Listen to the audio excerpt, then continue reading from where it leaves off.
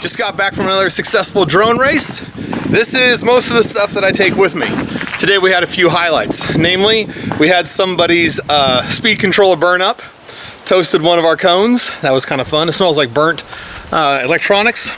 Also, we used the iLapse timing system. And here's a couple of the transponders that I have left that people haven't purchased yet. But this thing works great until somebody cuts the cords with their propellers, and then you troubleshoot for 20 minutes not knowing what's wrong, just to find out that's what the problem was. So another thing that I had really good success with today was this video screen. It's a 32 receiver transmitter built into it, and I wasn't really sure how this would actually work out because it only has the rubber duck antennas that are included with it. It also has like your power cord and your VGA output cable, and not VGA, but your RCA output cables. But it has the two antennas, and they just screw into the top of this. And this is it has a diversity receiver inside of it. And so the thing about diversity receiver is it just switches back and forth between the strongest signal that it gets. So what I did is I put these in here like this, and you bend both of these 45 degrees out like that, and hopefully one of them will get a better signal than the other one, and then it, displays the video. This little screen thing pops up on the front. It's like a little protector and a shade, and then inside's a video signal.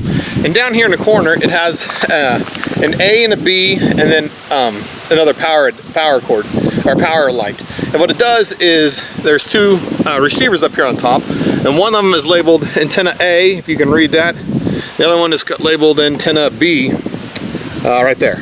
And what it does, those correspond to the A and the B inside here. And so, since it's diversity, what it tries to do is it tries to pick up the signal that's better between the two of these.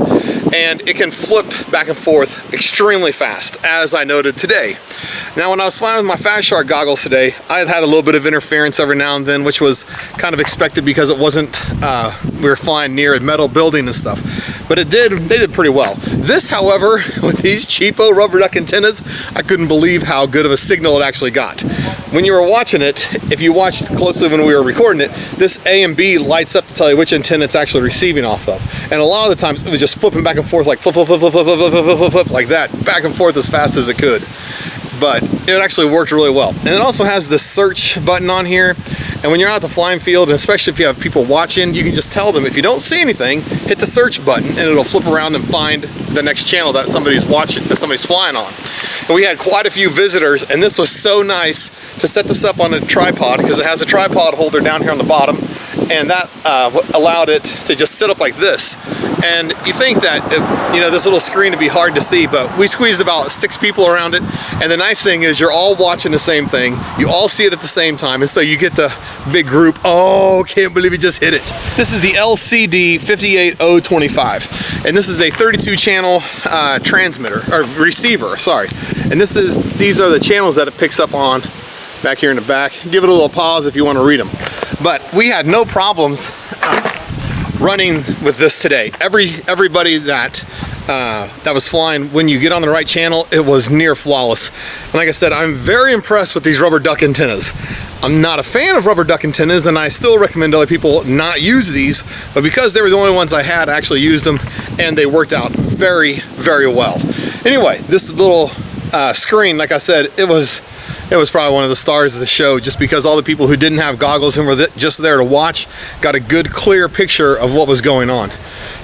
Awesome, well worth the money. If you have $100 to spend on this, I would recommend it if you're going to have a race where there's going to be people spectating who don't have their own goggles, just because this is easy to transport, has a built-in battery. I didn't even charge it before the race. It just came out of the package, and it lasted the whole day. I was very impressed.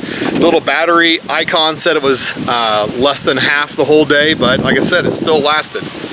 Anyway, if you are interested in picking one of these up, which I recommend you actually do, even if you're not going to be the one using it, if you're putting on the show, the event, or you have people coming that you want to be able to watch you, this is a very good one. It doesn't do any recording, and that kind of stinks, but actually what I'm going to try to do on the next one, my next race, is on here on the side it has an A, B, and diversity output.